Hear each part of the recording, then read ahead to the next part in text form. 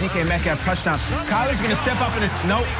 He's smushed, I think is the proper term. But LJ Collier got him there. Watch the right shoulder. He lands right, and it's a lot of the... All game. It's a matter of wins and losses, Peter, in this game. Russell Wilson, I said, we got a DK touchdown. We're going to go back in time like Huey Lewis and the news. Scoreless. Watch how much time he is. Just waiting. Oh, look, there's the biggest physical freak in the NFL. DK, touchdown. No celebration. Runs right to the side. Right to the bench. Oh, good. Nothing, all right? And Russell's been incredible in the extended dropbacks. DK has been miserable against the Cardinals. Jay Glazer was all over it last night. His stats have been terrible. He doesn't do anything. Now 7-7. Russ, what you going to do? I mean, this is Lockett. You know it's a touchdown. Hey, look at this toe drag swag here. Yeah, toe drag swag, but the ball was beautiful and the anticipation to throw it before he even got there. Trying to give your toe drag guy credit. No one in the league is better than Lockett. I don't even think it's close. Now here we got 13-7, end of the first half. This is a weird play. Boom! And wait, what happened? Did it hit the crossbar? Did someone deflect it? Look at this. It hits DK right in the face. Joe Buck goes, well, that was odd. It was odd, Joe. It just kind of missed it. Jugs machine, work it. Third quarter, more wincing, and every single time Kyler was on the sideline, they were putting a hot pad on it. Meanwhile, what's he doing? Who's that? Peter, have a moment. It's Dan Arnold. Peter, he started off a little rough. Did hit a bad drop early. That's all right. Next, Cardinals possess 23-14. Hey, DeAndre, little catch and run. Go hot. Whoa. You don't see a ton of that from him. It's not really his forte. He winks. And a wink. He's Winker guy. Is he also Whistler guy? His brother. 23-14. Here we go. Look how wide open we are. Now we're rolling. That's Chase Edmonds just sitting there waiting for it. Hey, what's up, Kenya? And he had a touchdown last night, too. Pete got the mask on. Always good in primetime. 23-21. What's Kyler doing? Wait. Now watch. Ugly play. He's going to get whistled here for intentional grounding. And if you think that play was bad, check out the sequel. They back him all the way up in his own end zone. Wait, looking, he completes it to DeAndre, but hold on, little yellow at the bottom of the screen. There it is. Ladies and gentlemen, we got holding in the end zone for 2 points. Can't hold in the And they were down by 2. Guard, that's a hold. He's got the hook on him. And there's the testimony for the Seattle defense. They got the rare goal line, end zone, intentional grounding, holding penalty combo. Now look, 50 seconds left. They're down by 7. We're looking at DeAndre. Give DeAndre a shot. Nope, he goes to Larry. Larry wanted a flag. Could have brought it, did not get a flag. They went to Larry a few times yesterday. They did. That whole drive is Larry. So watch this again, though. We're down at the end of the game, down 7. We're inside 30.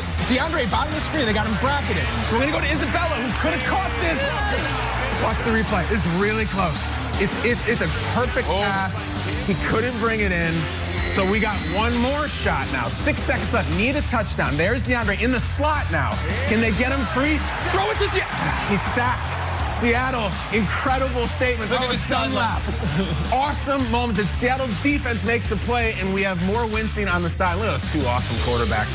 The Seahawks win in a very dramatic, very exciting game. It came down to the last snap, 28-21. Let us go to the winning quarterback, who's wearing an incredible-looking suit, and says, hey, this defense is coming along.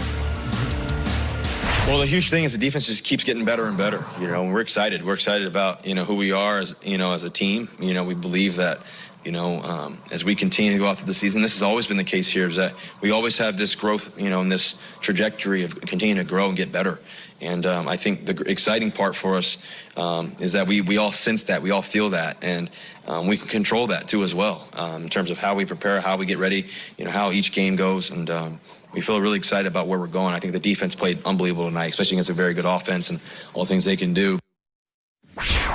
Yeah, it was all about the defense, a well-balanced team we've seen with Seattle. Not so much this year, but in this primetime game, certainly they showed up, and they take first in the NFC West after the win last night. The Cardinals down to 3rd.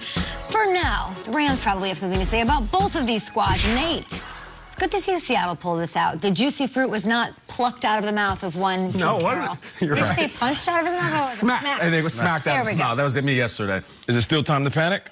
Still time to panic with the Seattle defense? I mean, I thought that Kyler Murray was supposed to rush all over the Seattle defense, right?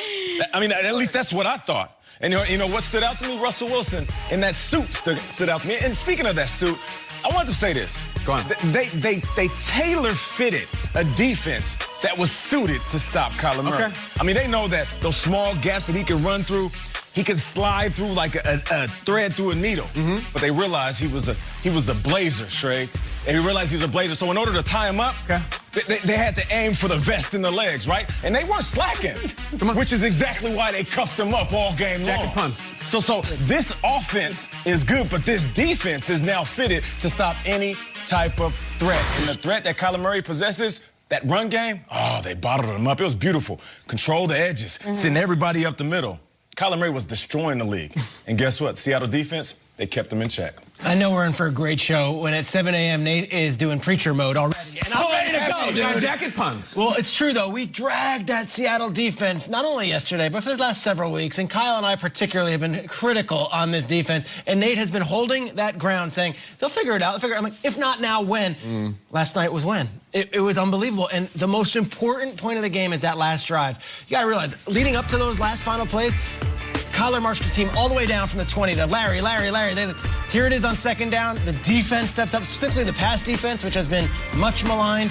Then this Isabella play to have two defenders ready and him not be sitting there wide open like it's been all year long against this defense. And then for them to get a sack on Kyler Murray, which is probably the hardest thing to do for any team, to get this done with 4th and 10 and the season really hanging in the balance. You don't want to get swept by a division opponent, especially at this point in the year. Now they're kings of the NFC West. They're sitting up on top. They're looking down, and they know they have a defense. I thought the clutch nature of the defense to come up when it mattered most was almost more significant than the stats and what they did the rest of the day.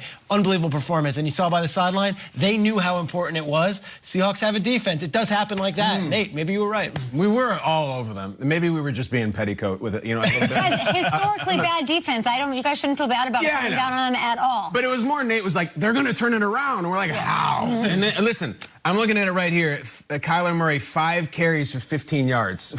However, there's a weird thing that happened at the beginning of the game. He got crunched. And I don't think he was himself after he finished the game. He's gritty. But I mean it. There were more shots of him wincing on the sideline than were of DK Metcalf in this game. Here it is. Look. And it's just... You think that caused him to be hesitant to lead the pocket? I don't know if it caused Kingsbury to be hesitant, to call his number more, or him to be hesitant, but we always say Kyler doesn't take the big hits. He got smushed. You're right. I mean, he got absolutely body slammed, and that little body cannot take that. This is the shot of the night. If we were to do Hall of Fame segment for this game for the Cardinals, it's this. It's that all night long. But look, credit Seattle. They're the ones who grabbed him. They're the ones who slammed him. I don't think we got the full Kyler Murray experience. There's no asterisk. I don't take the win away. I would have liked to see him run free, and I think he was a little hesitant running, and I think Cliff was a little hesitant calling his number. But listen, I can bring it full circle. Seattle, they took him to Taylor. You know what they dressed him? They dressed him in a straitjacket. A nice 38 extra short straitjacket. And ain't no Houdini you can't get out. That was it. Credit to them. I love it. All week long, I was talking about run game. We see the Seattle team run. That's how they made it was their bread and butter in 2018, 2019. Yesterday, we finally saw a balanced attack, guys. 31 pass plays, 31 run plays. You love to see it. They were 5-0 with Chris Carson. Keep that defense fresh out there. Run the ball. They committed to it, and I loved it. Russell Wilson had under 200 yards because it was working. They racked up 165 on the ground. I loved seeing that, and that makes me feel like they're going to make waves in the NFC. It makes me feel so much better about what they're doing. Run the ball. All right, more highlights ahead. Ian, we've got Justin Jefferson on the show. John Vilma on the show. Rap Sheet joining us right now. We saw Greg Olsen get taken off of the field last night. Ian, what's the latest?